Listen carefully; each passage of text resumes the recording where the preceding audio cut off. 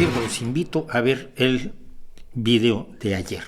El video de ayer ha traído algunas consecuencias. Primero, la gente me pregunta por qué no hablo de todas las hambrunas que a ellos les interesan, porque no era la idea hablar de todas las hambrunas que a todo el mundo les interesan, y no por despreciarlas, ni por hacerlas menos, ni por decir que una hambruna que no incluí vale menos o es menos valiosa o sus víctimas son menos importantes. Por supuesto que no es el caso.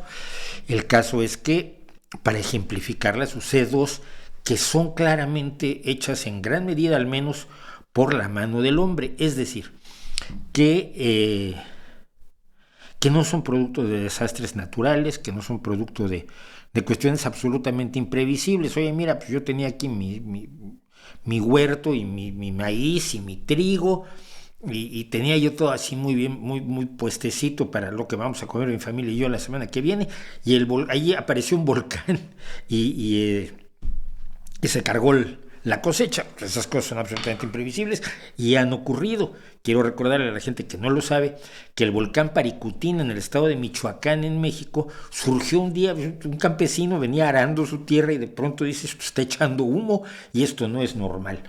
Y no era normal que echara humo, porque fue el surgimiento de un volcán en sus terrenos.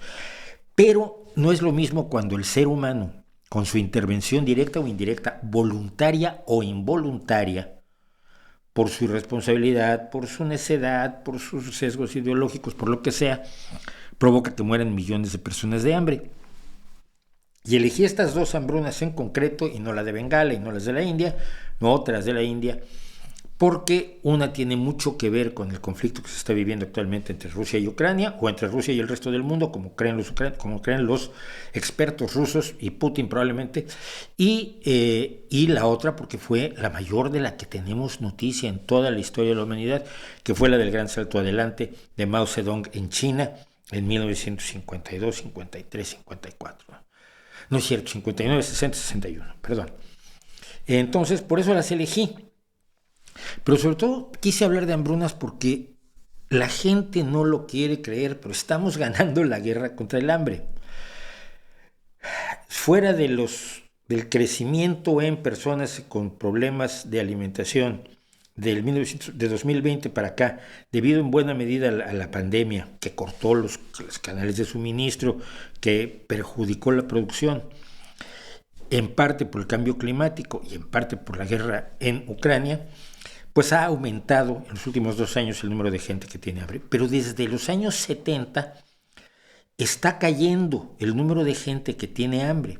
Al mismo tiempo que decían que se iba a morir de hambre, los que vendían la historia de la sobrepoblación vendían que se iba a morir de hambre millones de personas en la India, y que ya mejor ni les dieran comida y que se murieran todos los que tuvieran que morirse, se comieran a los demás, que era un poco la idea de los grandes teóricos estadounidenses de esto, como Paul Ehrlich.